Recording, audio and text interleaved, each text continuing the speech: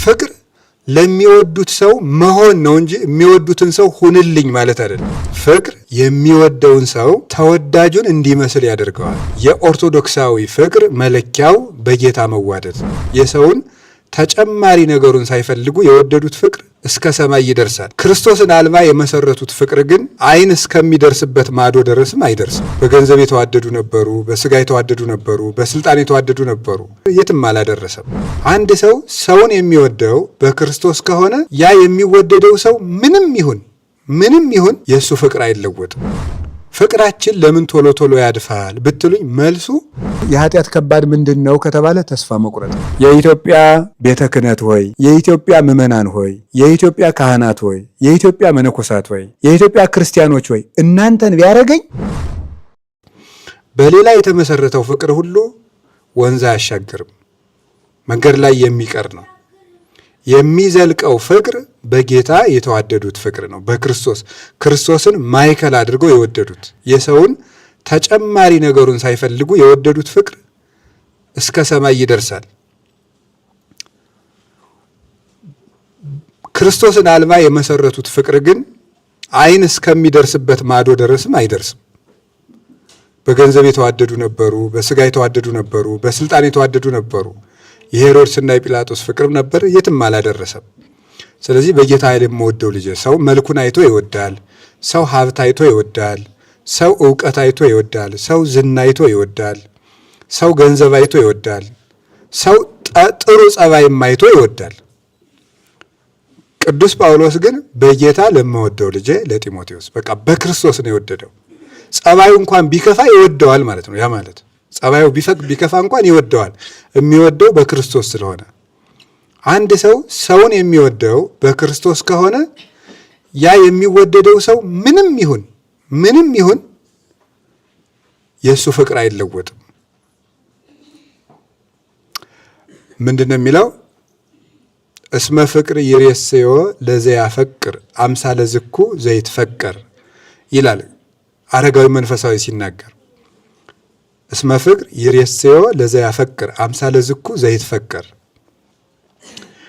ፍቅር አለ የሚወድን ሰው ተወዳጁን እንዲመስል ያደርገዋል ይላል። ፍቅር የሚወደውን ሰው ተወዳጁን እንዲመስል ያደርገዋል። ማን ነው እንደዚህ የሚያደርገው?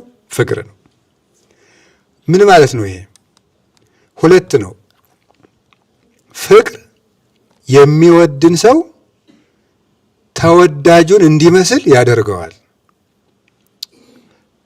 1 2 3 ነገር ልንገራችሁ። ለምሳሌ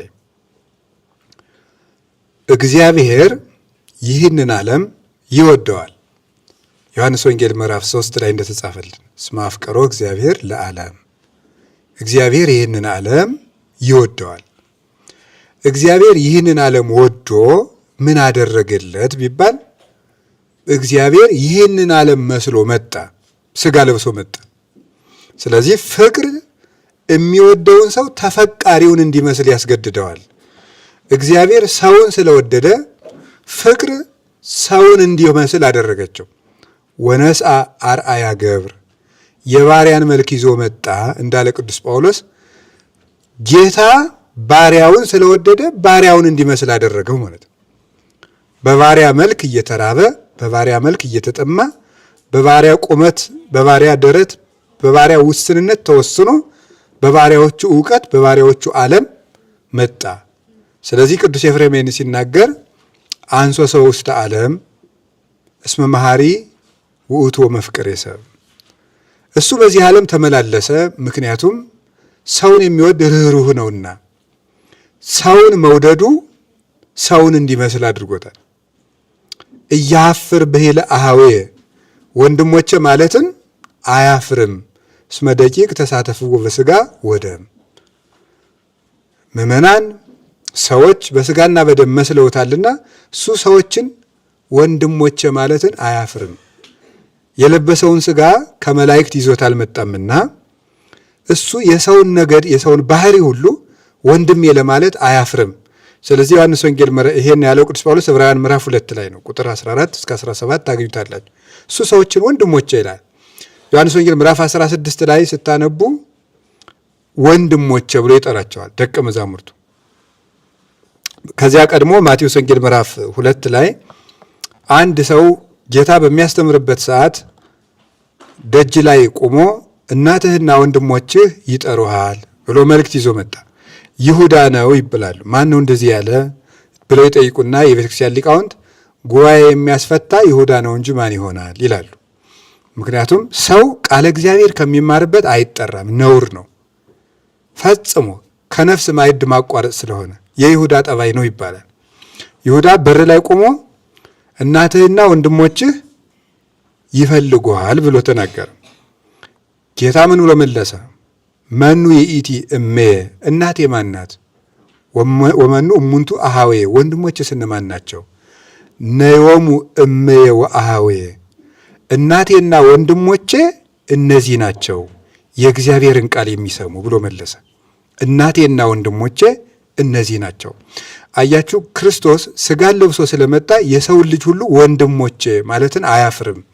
ምክንያቱሳ እስመ ፍቅር ይሬሰዮ ለዘያፈቅር አምሳለ ዝኩ ዘይትፈቀር፣ ፍቅር የሚወድን ሰው ተወዳጁን እንዲመስል ያደርገዋል ስለተባለ እሱ ሰውን መስሎ እንዲመጣ ያደረገው ፍቅር ነው።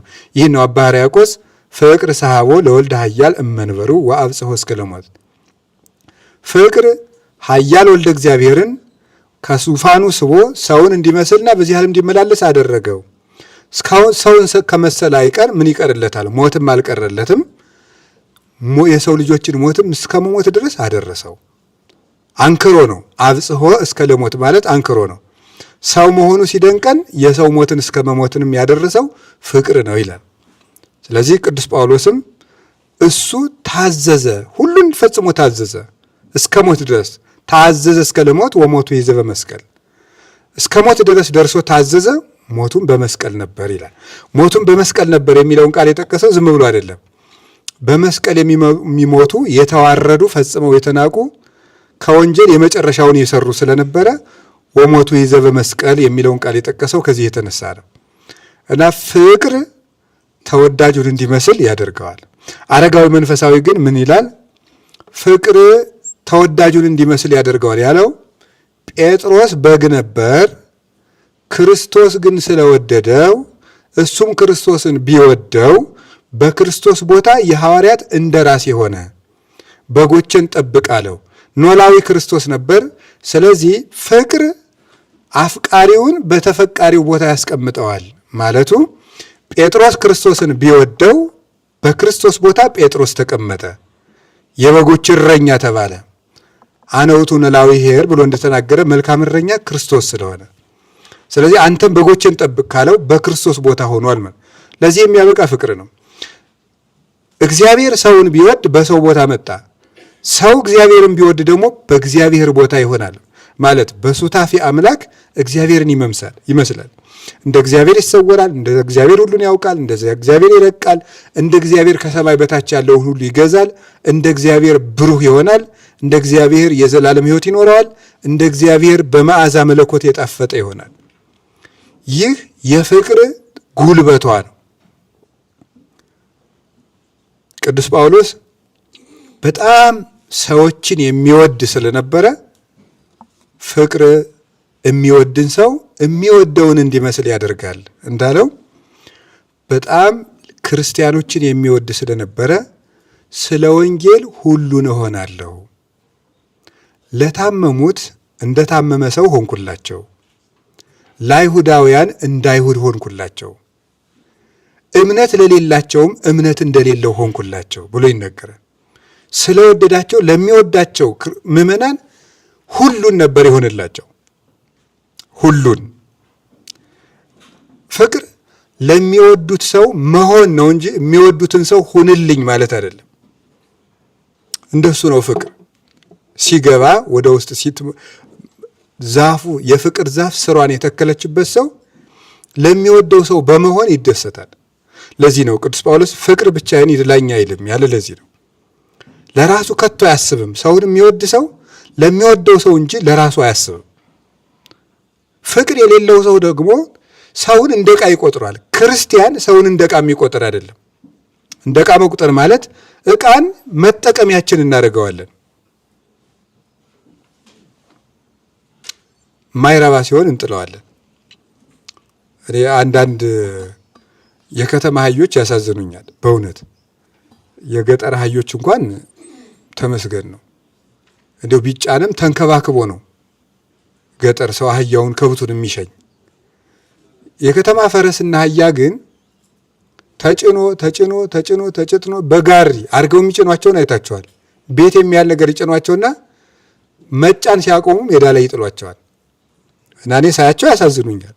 እንደው ምጽድቅ እንዳይሆን እንጂ ይህንን ስትተብ ለሰው ባዘንክ ይላል። መቼም የኢትዮጵያ ሕዝብ ሙልጭ ያለ ፈሪሳዊ ነው። እውነት እንደው እግዚአብሔር በሚያውቀው ይቅር ይበለኝ መድኃኒዓለም። ሙልጭ ያለ እንደው ፈሪሳዊ። አሁን እንደዚህ ሲል አቤት እንደው መጀመሪያ እንደው ለሚሞቱት ክርስቲያኖች ባዘንክ ምናምን እንደሚል አውቀዋለሁ ማለት ነው። እና እንደው ምን ጉድ ፍጥረት እንደሆነን አላውቅም። የሆነ የጠጣነው ነገር ያለ ይመስለኛል ማለት ነው። ቶሎ ብለን የጽድቅ ጠበቆች እኛ ሆነን ቁጭ እንላለን።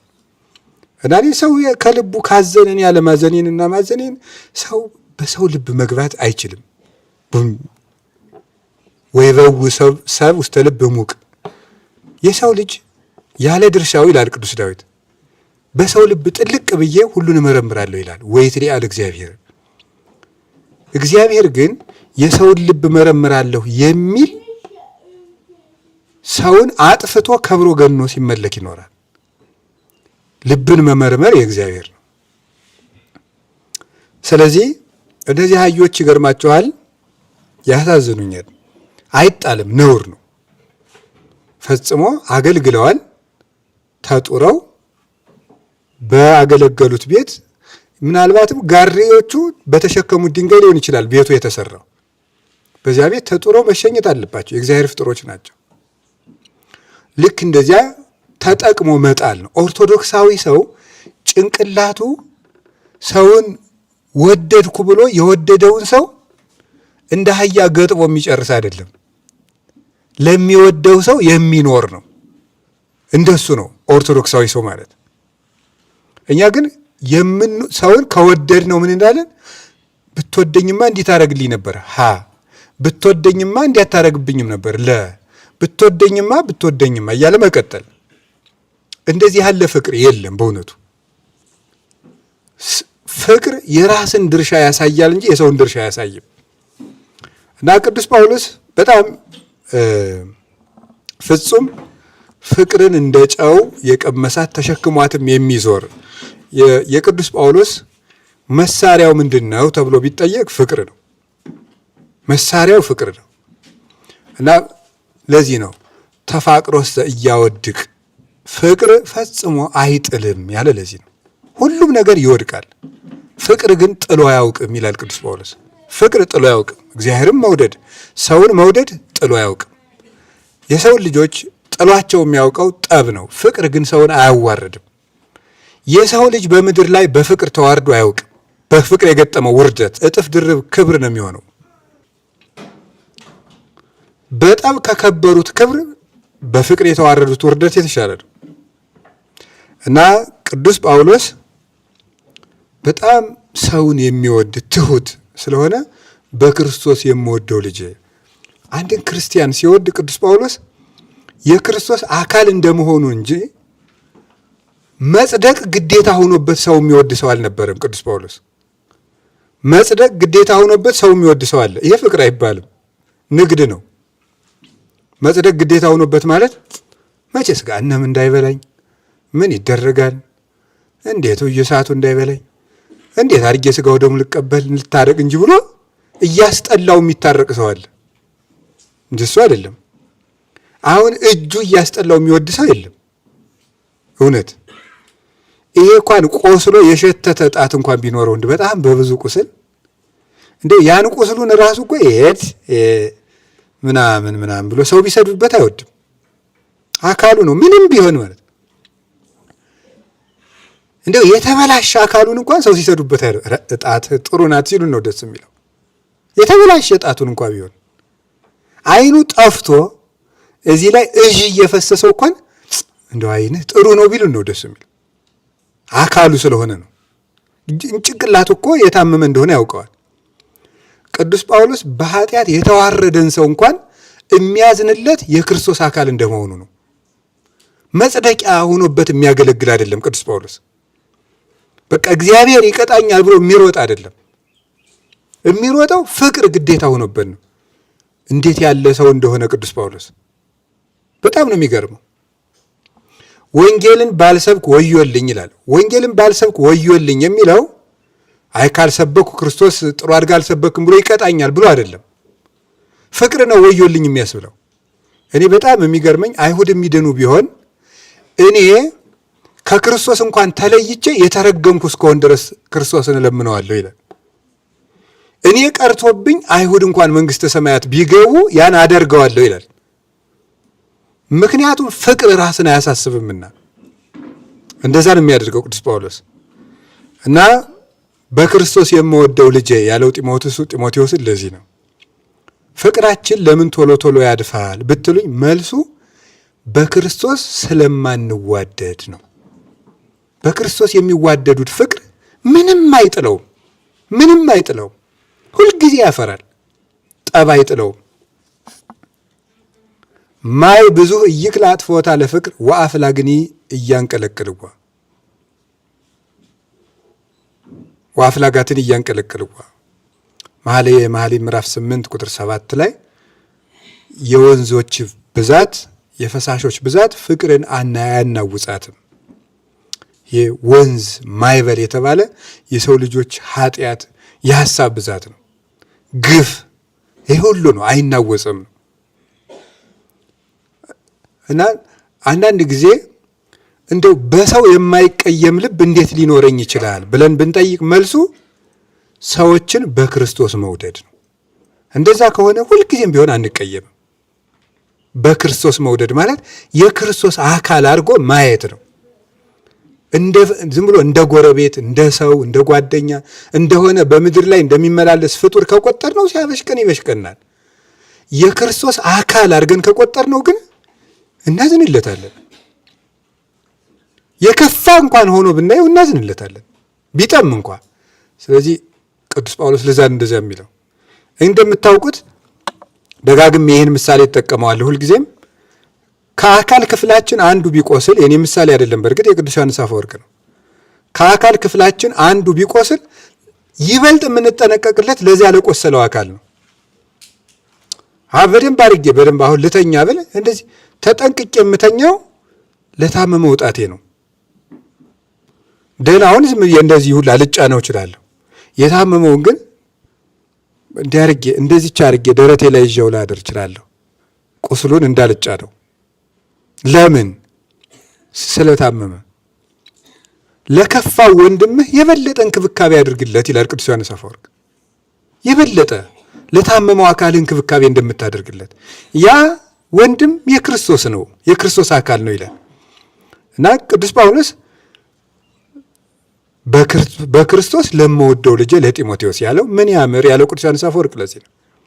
ምን ያምር የቅዱስ ጳውሎስ ጋር መምህራን ደቀ መዛሙርታቸውን ብዙ አንድ የተለመደ ነገር አለና ብዙ ቢወልዱ አመሉን አይቶ አንዱን ይወዱ እንዲሉ ይላሉና መምህራን ደቀ መዛሙርታቸውን የሚወዱ አመለ ሸጋውን አይተው ነው። ቅዱስ ጳውሎስ ግን እንደዛ የሚያደርግ አይደለም። በክርስቶስ ሁሉን ይወዳል። ቀንና ሌሊት አለ በቀንና በሌሊት በእንባዬ እያሰብኩ ደስ ይለኛል ይላል ቅዱስ ጳውሎስ። እንዲህ አድርጎ የሚወደው ደቀ መዝሙሩ ነበር። የምርም ደግሞ ቁም ነገረኛ ነበረ። ከተጋድለው ብዛት የተነሳ ያለ ዕድሜው ከፍተኛ የሆነ የልብ ጉዳት ያገኘውና የታመመ ሰው ነበር ጢሞቴዎስ። እና በዚያ ቁም ነገሩ የሚያውቀው ነው።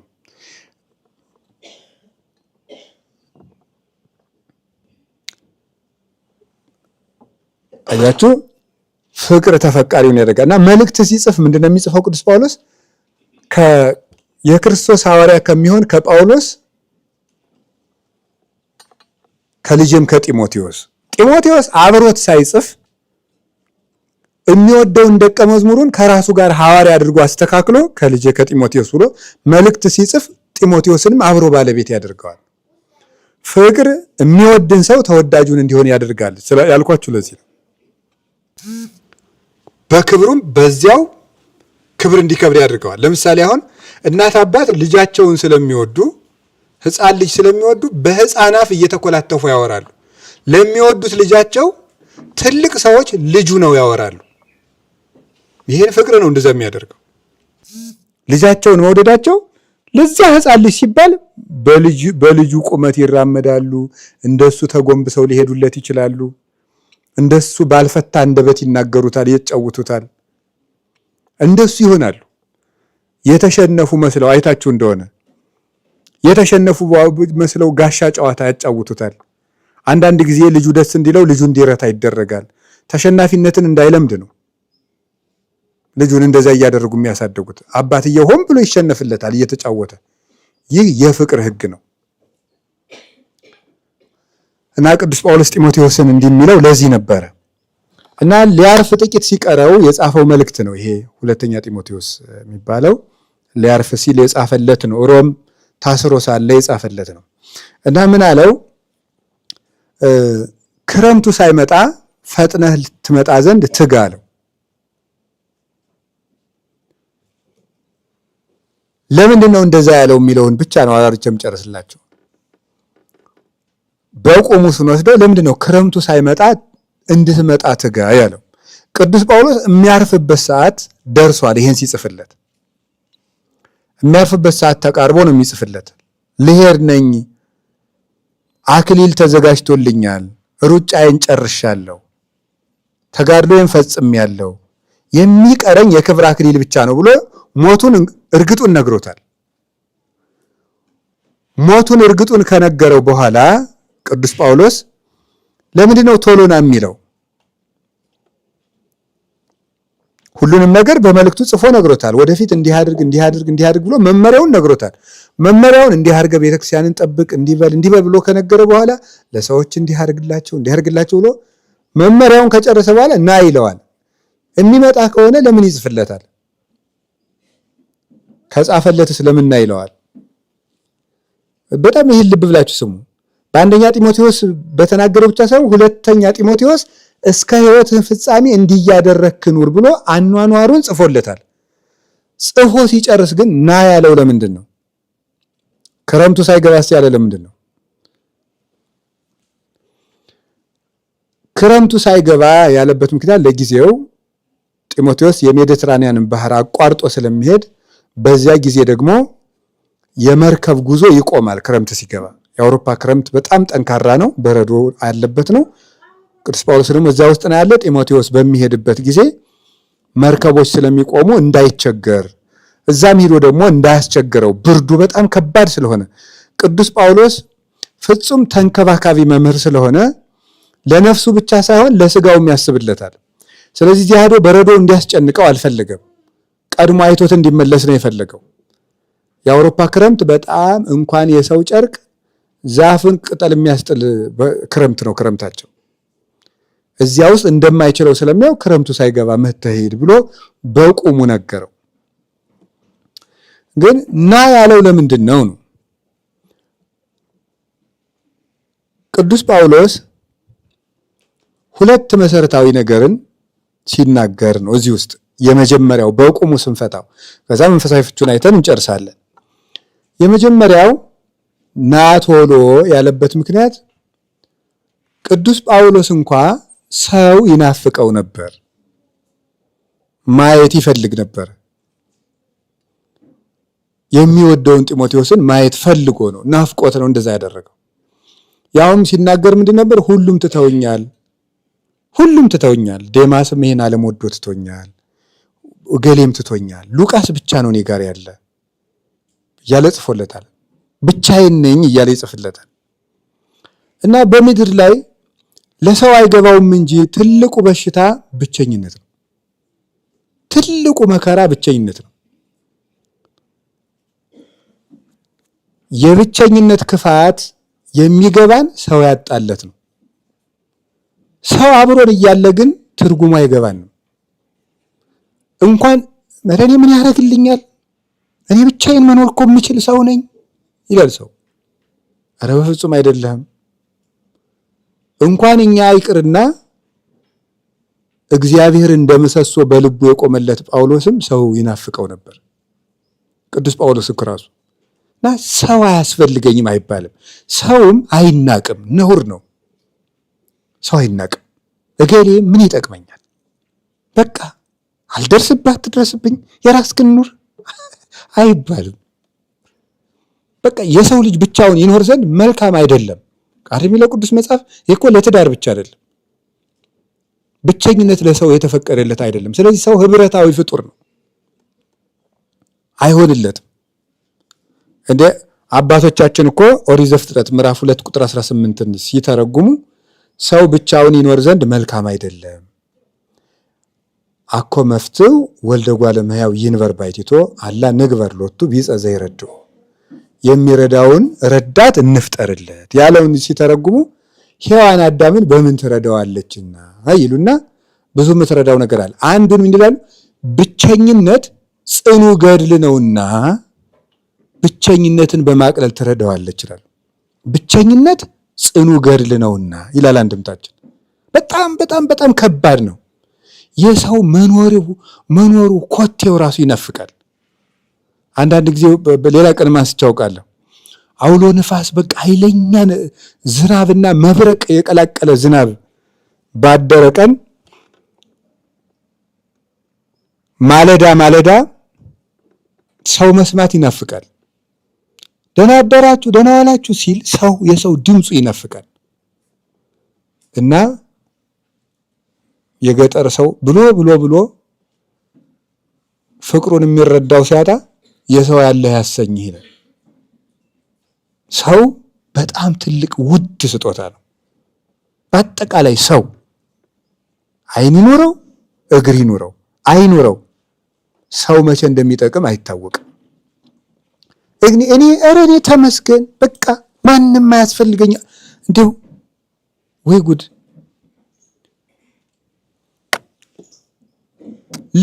ለጻድቁ ለጳውሎስ ሰው አስፈልጎታል። ለጻድቁ ለቅዱስ ጳውሎስ፣ ለጴጥሮስ እንኳን ሰው አስፈልጎታል። ቅዱስ ጴጥሮስ ታስሮ ሳለ ያስፈቱት ምዕመናን ናቸው በጸሎት። እነሱ ምህላ ይዘው ነው መልአኩ ቅዱስ ሚካኤል ሄዶ ከታሰረበት አውጥቶ ከምህላቸው ላይ ያደረሰው። ለቅዱስ ጴጥሮስ እንኳን የምዕመናን ጸሎት አስፈልጎታል። ራሱ ጌታችን ኢየሱስ ክርስቶስ ለመረጠው ለቅዱስ ጴጥሮስ እንኳን ሰው ያስፈልገው ነበረ። እኔ ብቻዬን በቃ ለራሴ በቃለሁ አይባልም ፈጽሞ። እገሌ እኔ አይረባኝም እሱ ሸክሙ ነው የሚብሰኝ አይባልም፣ በፍጹም አይባልም። ወገኖች በአፍ ጥሩ ይበሉበታል እንጂ አሉ ጦር አይናገሩበትም። ሰው ያስፈልጋል። እንዲሁም ጥሩ የገጠር አባቶች ሲጸልዩ እነሱ መቼም እውነቴ ነው እንዲሁ ከኛ ምጽድቅ የነሱ የልብ ጽድቅ ይሻላል እና የሰው መውደዱን የቀና መንገዱን ስጠኝ ይላሉ። እውነታቸውን እኮ ነው። የሰው መውደድ የቀና መንገድ ስጠኝ። በጫካ ከሄዳ ወይ ይበላዋል፣ ጋሬጣ ይግጠዋል፣ ገደል ይገባል። የሰው መውደድ የቀና መንገድ ስጠኝ ይላል። ስለዚህ ሰውን እንደሚያስፈልገን ማመን መጠቀሚያ አናደርገውም እንጂ ያለ ሰው ግን መኖር አንችልም። ሰው ያስፈልገናል እና ለሰው ትልቅ ክብር እንዲኖረን ነው። ድነታችን ራሱ በኦርቶዶክስ ብቻችን የምንፈጽመው አይደለም፣ በህብረት የሚፈጸም ነው። ማርያም ግብፃዊት የተባለች እናት ከክፉ ኃጢአት ተመለሳ በበረሃ ውስጥ ስትጋደል ከመሬት 1 ክንድ ከፍ ብላ እስከ መጸለይ ደርሳ ግን እግዚአብሔር ለዚያ ማዕረግ በቅታ እንኳን ያለ ቅዱስ ዞሲማስ እንድትጸድቅ አላደረጋትም። ቅዱስ ዞሲማስ ሄዶ ስጋው ደሙን አቀብሏታል። አሁን እሷ ሰው አያስፈልገኝም ማለት ትችላለች? በፍጹም። ጌታን ላዩት ራሱ ሰው ያስፈልጋቸዋል። ክርስቶስን ላዩት እንኳን ሰው ያስፈልጋቸዋል። ይሄው እንዳልኳችሁ እኮ ነው። ቅዱስ ጳውሎስን ራሱ የጠራው መምህር ሳይሆን ራሱ ክርስቶስ ነው። የሐዋርያት ሥራ ምዕራፍ 9 ላይ በደማስቆ መንገድ ላይ ሲሄድ ጌታ ነው ለምን ታሳድደኛለህ? ማን አንተ? እኔ የናዝሬቱ ኢየሱስ ክርስቶስ ነኝ። አሁን ጌታን አየው፣ ጌታን ሰማው። ከዛ በኋላ ምንድን ያደረገ? ምን ላደርግ ጌታ ሆይ ሲለው ሂድ ሐናንያ የሚባል ነቢይ አለ፣ እሱ ስላንተ ይጸልይልሃል፣ የምታደርገውንም ይነግርሃል። ጌታን አግኝቼዋለሁና ሰው አያስፈልገኝም ቢባል እንኳን ጳውሎስ እንኳን ይል ነበር። ቅዱስ ጳውሎስ እንኳን እሱ እንኳን ወደ ሰው ነው የተላከው። ለመንግስተ ሰማያት እንኳን ያለ ሰው መዳን አንችልም። እውነት ለመናገር ከክርስቶስ የሚያደርሰን ሰው ያስፈልገናል። ያለ ሰው የሚሆን ነገር አይደለም። ክርስቶስ ይህንን ዓለም ለማዳን ወደዚህ ዓለም መጣ። ግን ዓለምን ወደ ራሱ የጠራው ግን በሰው ነው። ሐዋርያት ሰዎች ናቸውና፣ ስለዚህ ድነታችንም በሰው ህብረት የሚፈጸም ነው። የሚያጠምቀን ያስፈልገናል፣ የሚያስተምረን ያስፈልገናል። ማመን ከመስማትም ባልሰሙትስ እንዴት ያምናሉ ይላል ቅዱስ ጳውሎስ። አሚንሰ እምሰሚ ውእቱ፣ ማመን ከመስማት ነው፣ ያልሰሙትንስ እንዴት ያምኑታል ይላል። ስለዚህ የሚያስተምረን ያስፈልገናል። ባንማር አንጠመቅም፣ ባንጠመቅ አንቆርብም፣ ባንቆርብ አንጸድቅም። የሚያድነን ክርስቶስ ቢሆን ግን ድነታችን ግን በህብረት የሚፈጸም ነው። ለብቻ የሚሆን ድነት የለም። ስለዚህ ለመጽደቅም ሰው ያሻናል። ለመጽደቅም በምንም ታምር ሰው ጥሎ መንግስተ ሰማያት የለም።